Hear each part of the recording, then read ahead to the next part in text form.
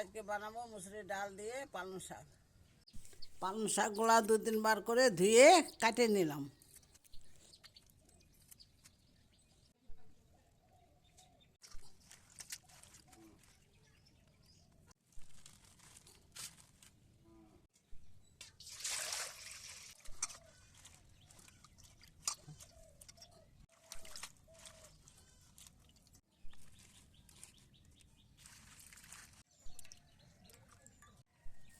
পালং শাকগুলো কুচি কুচি করে কেটে নিলাম।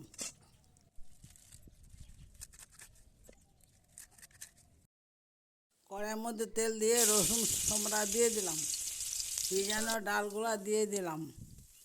কেটে রাখা লঙ্কাগুলা দিয়ে দিলাম। ভালো করে নেড়ে চেড়ে ভাজা ভাজা করে নিলাম। কুচিয়ে রাখা পালং শাকগুলাকে দিয়ে দিলাম।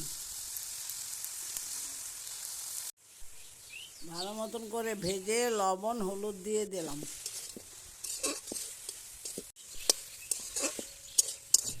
নেড়ে চেড়ে জল দিয়ে দিলাম।